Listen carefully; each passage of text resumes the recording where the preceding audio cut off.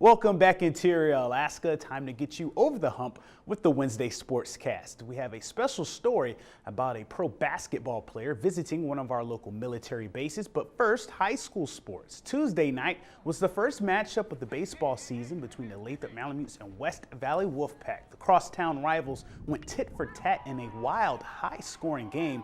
It was tied 16-16 after 7 innings, 16-16. Chase Reed was one of the heroes for Lathrop as he ripped the go-ahead RBI in the 8th inning to give Lathrop the lead for good. Colin King was perfecto. He finished 5 for 5 with 7 RBIs, a double, and a triple, and scored 3 runs for the Malamutes. West Valley's Trenton Woods paced the Wolfpack, going 4 for 6 with an RBI, a double, and scored 3 times as well. It was all about offense, and Lathrop wins 19-17 in extra innings, improves to 3-0 while West Valley drops to 2-1. Allison and North Pole, who were also in a high-scoring extra inning game, they were tied 15-15 at the end of the 7th out at Newby Field, but no final score was reported. So a pair of football scores in high school baseball last night. And out at the South Davis Fields, there were more close games in softball. The Monroe Rams and Lathrop Malamutes met in a non-conference game.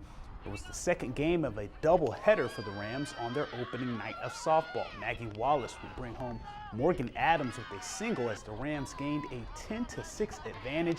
Then Lathrop, they got their at-bat and generated 3 runs to make it a 10-9 game. The Malamutes got one more at-bat to extend or win the game.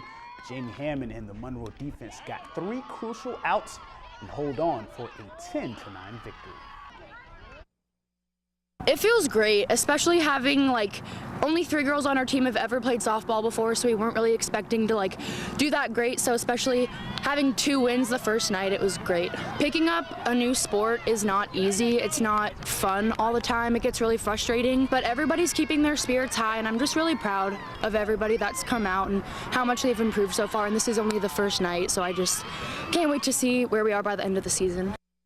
The North Pole Patriots and West Valley Wolfpack had the early varsity softball game. It was tied 3-3 after 1, but West Valley, they went up by 4 by the 3rd inning. Sawyer Thompson had 2 home run blasts and finished with 6 RBIs for the Wolfpack to increase that lead.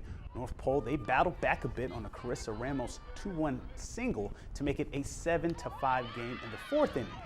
The West Valley offense put up another 4 runs to pull away.